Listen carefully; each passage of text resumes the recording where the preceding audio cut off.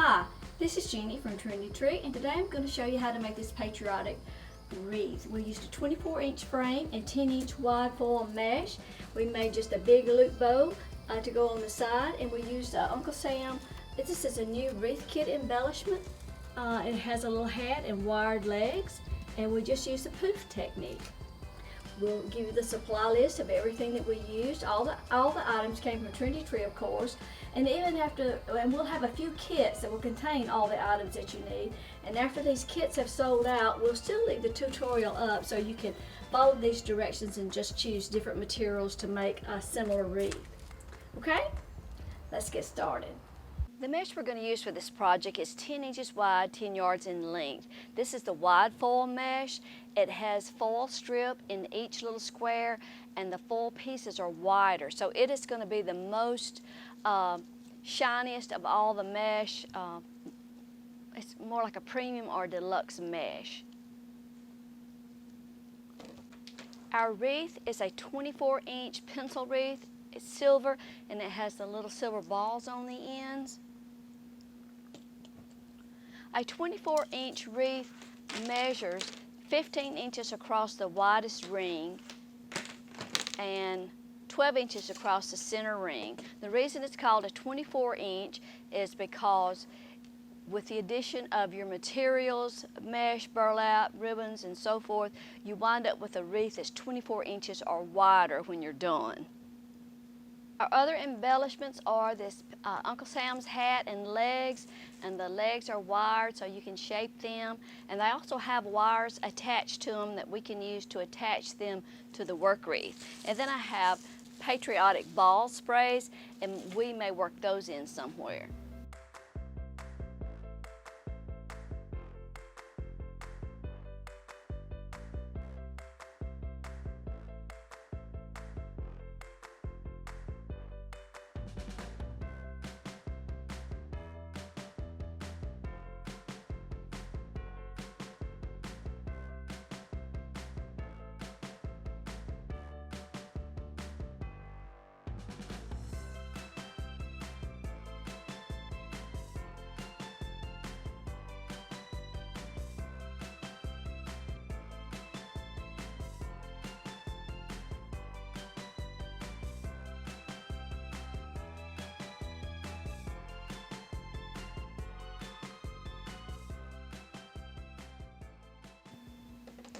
When you've worked all the way around the wreath, you get back to your starting point. We're going to make one more poof, and then we're going to open this poof where we started and attach it there.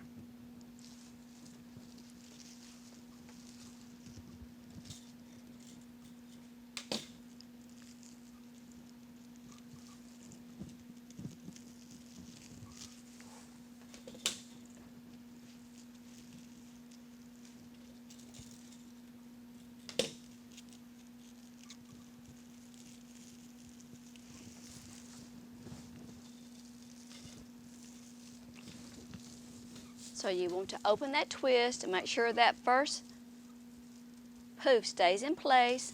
Lay that last one right down on top of it and then re-secure.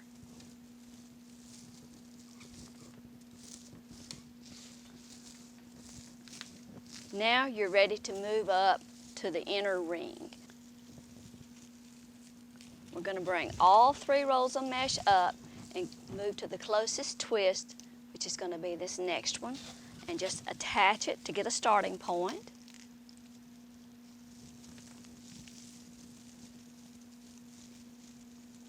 You don't have to cut your mesh to move to the inner ring. Okay.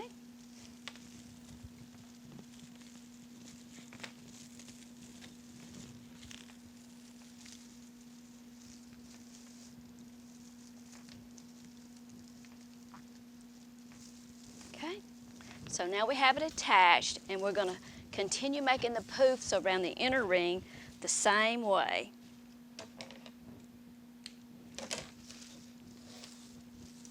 Same size. And it helps when you're making your poof if you just fold your mesh in half lengthwise. So we're going to Continue on with the 14 inches.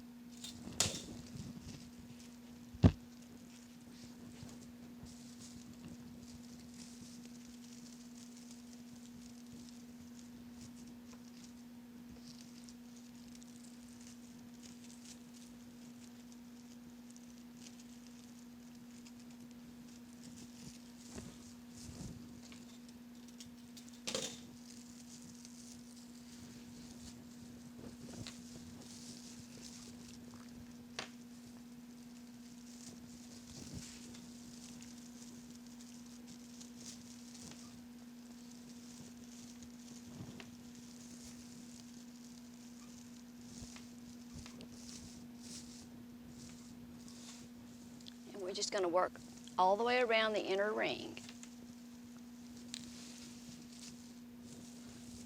Now we've worked all the way around the inner ring and we're back to our last poop.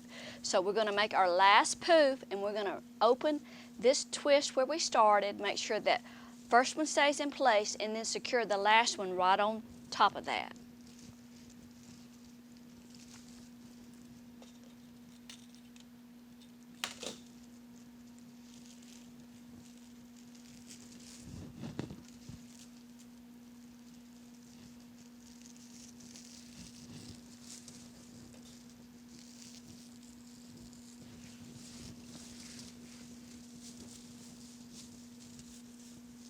Just open up that first twist, lay that last poof right on top of that,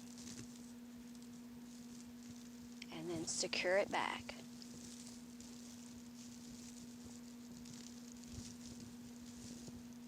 Okay, now you're ready to cut your mesh off. We're going to cut it off, leaving a tail on each piece of about 4 or 5 inches.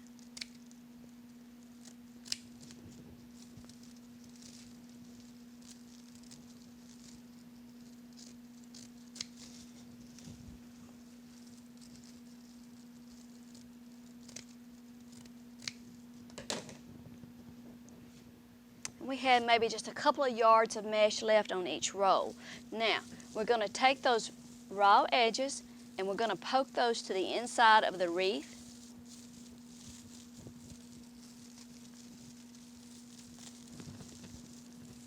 Just poke them to the inside.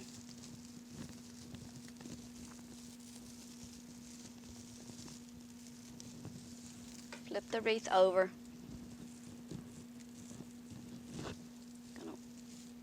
Work those raw edges through where we can get a hold of them. Okay. Now then we have our raw edges where we began and where we ended. So we're going to take those and just slip a large zip tie around those ends and secure those to the work wreath frame. Keep them from popping out. You may have to use more than one zip tie.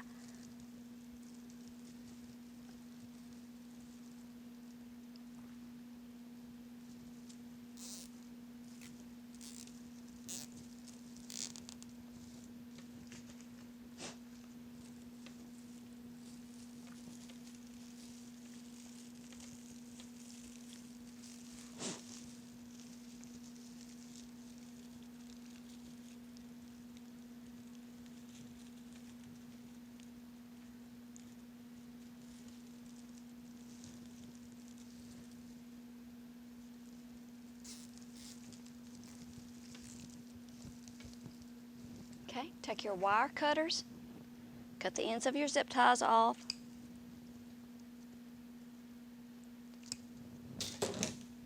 And you can always just turn that zip tie into the inside so it won't scratch your wreath, scratch your door or wall, okay? Now then, just go back pull out your twist to kind of make your little ball show, or like you say, if you had used just a plain wreath, you don't have to do anything else to it. And right now, let's see how wide the wreath is. Right now, the wreath already measures about 29 inches in size.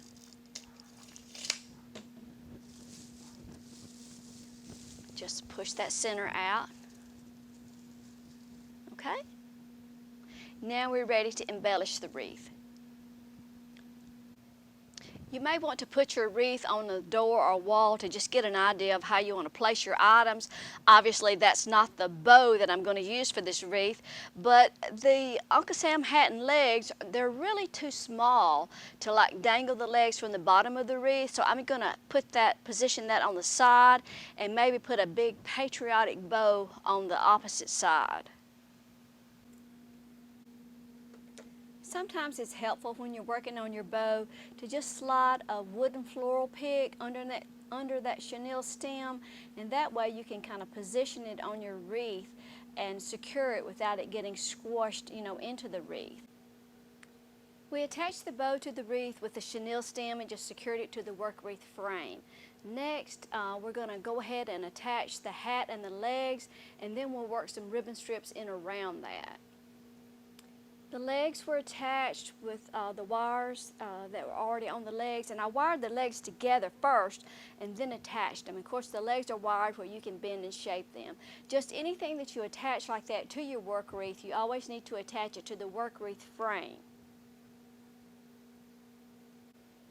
Just position your sprays where you want them. I'm going to kind of cluster them around my bow with like 2 at the top and 1 at the bottom, but you can put them, anywhere. And if you want to, you can cut them in pieces and put in, several clusters of smaller pieces. But once you get your position where you want it, then flip your wreath over to the back and secure the sprays to the work wreath frame with zip ties. Then you can shape the balls like you want to. If you want to cut your sprays off to make them shorter, sometimes that's a little easier to work with. I don't really like to cut mine because I usually take things apart and do something else with it. But you can see where I have connected my sprays, and I've just taken the long end and just kind of wrapped it around the wreath frame and attached it again. So now I'm just going to go back and clip all these zip ties off ends.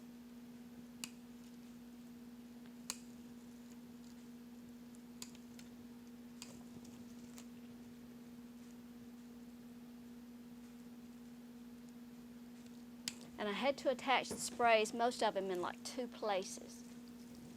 Now, once I hang my wreath on the wall, I can position my sprays and bend them out and refluff my bow. Next, we're going to do some ribbon strips. We're going to make some ribbon strips with our ribbon, and you can add ribbon strips in any number of ways. We're just going to cut some 13-inch strips and probably just randomly layer the narrow ribbon on top of the wider ribbon and just mix up our color combinations. You can also make loops if you want to do that. If you make loops, you need a little longer strip than probably 13 inches, but you can just pinch it together and make a loop like that.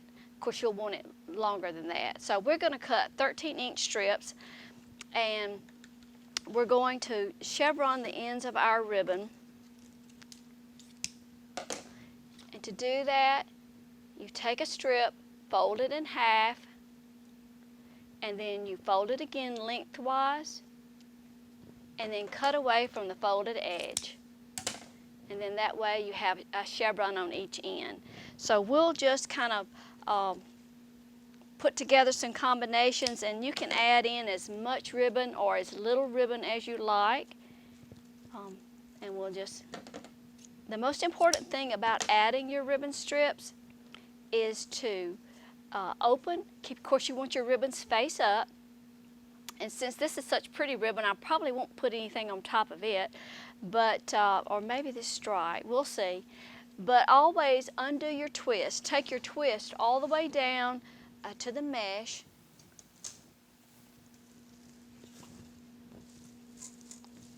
You want to Undo a twist, make sure your mesh stays in place. Take your ribbon strip, gather it in the center, have your right sides up, lay that on top of the mesh, and then secure your twist. Now this time you can secure your twist with 3 or 4 turns, since that's the last thing you're going to put in it, and then just at the end you can fluff out your ribbons. So we're going to go in now and add in some ribbon strips. I wound up making ribbon strips just using these 3 ribbons, and I just alternated how I laid them, with the red always being on the bottom since it was the widest, and sometimes I would alternate and put the royal blue stripe on top. I didn't make any ribbon strips out of this because I wanted my bow to stand out more. So I think I still have several yards of ribbon left. I think I'm going to make a couple of more small loop bows and just fill in around that bow to make it stand out even more. Well, there's our wreath after we finished it. It measures about 29 inches in width. We added a couple of more small loop bows, one on top and one on bottom of the original bow, and just added some extra tails and added in the ribbon strips, of course.